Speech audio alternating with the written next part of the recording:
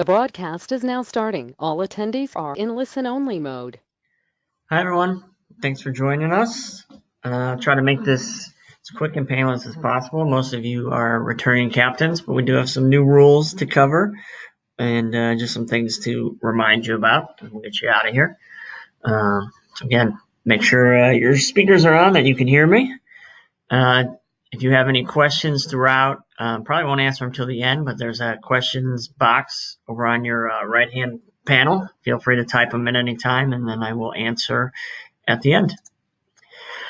So to cover the important rule changes for 2019, some of them are summer as well, but that way if you captain a summer team, you don't have to do this again, so I figured I'd cover them for you. The big one is determining the qualifier home team. We'll get into that. Slightly changed the total team default penalties. There's a housekeeping tennis link change that you need to know about, rain out rescheduling, and then a rule regarding the 55 and over women day-night league participation. So the first big one, in my opinion, is the qualifier home team determination. It now will be determined like we determine everything else. In the past, it was based on your subflight number and the year. So like if it was an even year, even subflights hosted first round, odd year, odd subflights. Never made much sense to me because you guys can't control what subflight you're put in. So it seemed a little weird. So basically, you're based on, it'll be on merit now. So the overall best record of someone's 10-0 and someone's 9-1, regardless of subflight or anything, the 10-0 is always going to be the home team. Important to note that wild cards are not eligible to host home matches unless, of course, they're playing each other. Then one of them has to host. But a flight winner will always host over a wild card, even if that wild card is 9-1 and the flight winner's 8-2 from a different flight. They'll still get home court advantage. So hopefully that makes sense. A little bit tougher rules for the total team default. In 2018, we had a lot of total team defaults, which is classified as majority of matches not played. So a 3-court league, that's 2 courts. 5-court league, that's 3 courts. Last year we had upwards of, I think, 15 total team defaults, if not a few more. And that's a lot.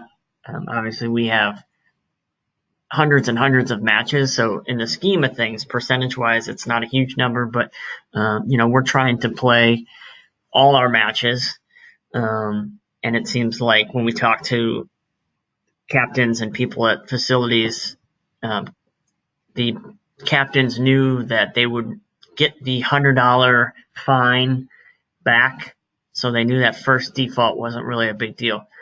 Well, the first default now is still a $100 fine, but you will not receive that money back, so it's non-refundable.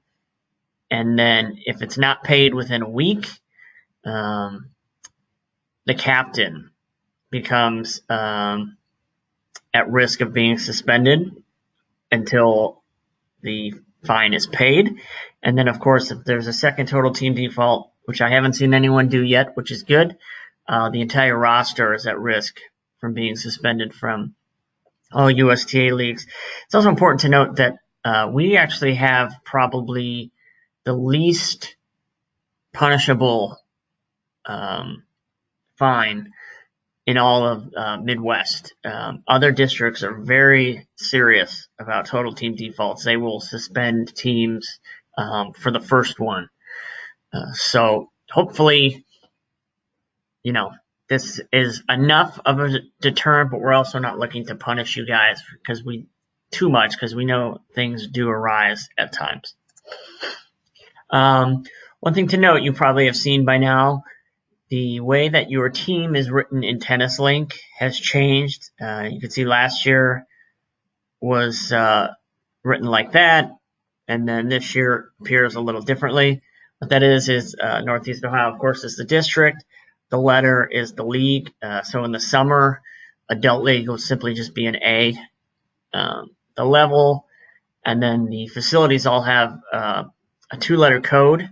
They're listed on the league website. You can look at them. Most are pretty obvious.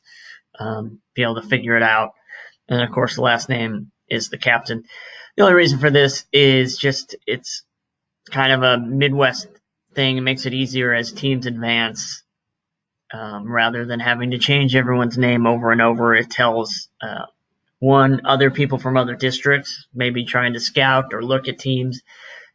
Easy to find teams and figure out who they are.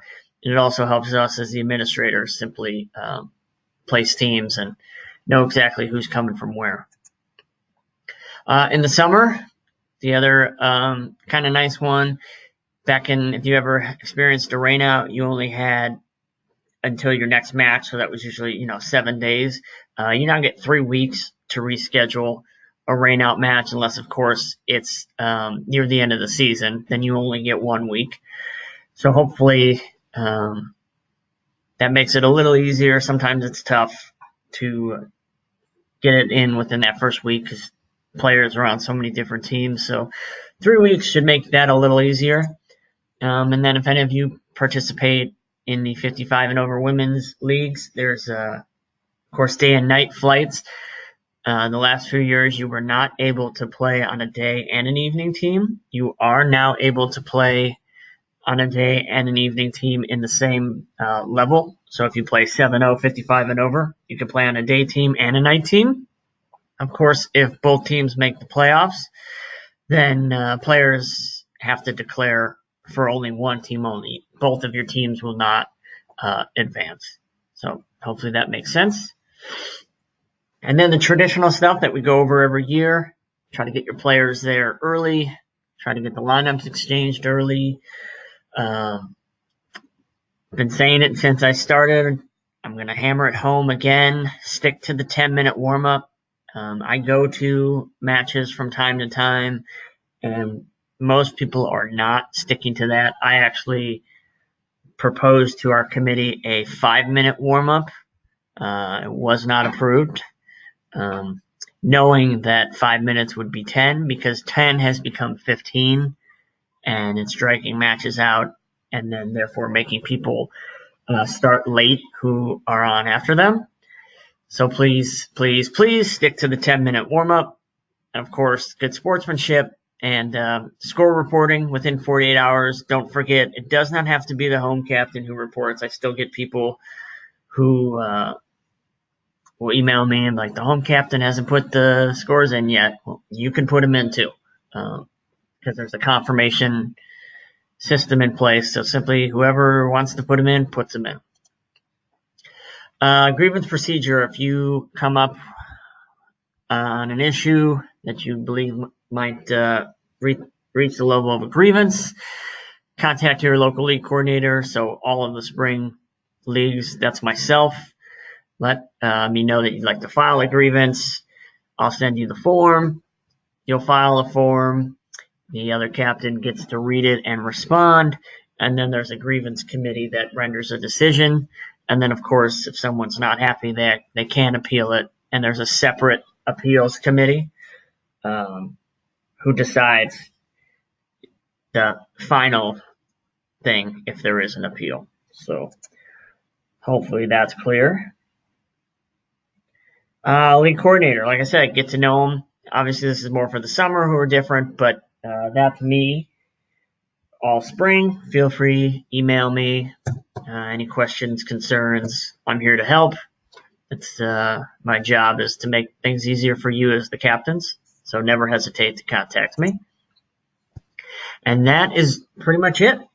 Nice and quick. Spring, not a lot of stuff going on, makes it a little easier. I'll give a couple minutes. Are there any questions?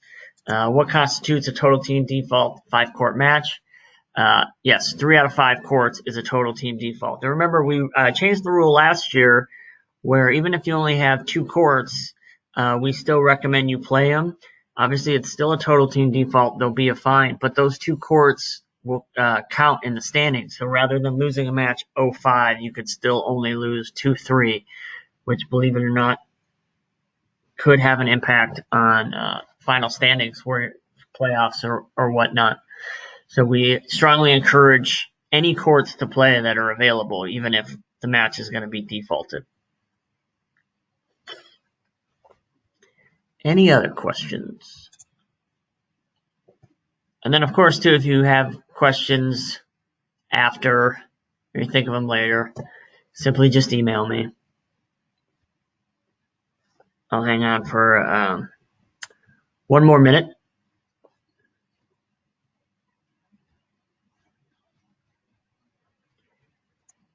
Anyone? Yep, I have see who has attended, so you get credit for attending. So thank you for taking the time to come out on a Sunday evening.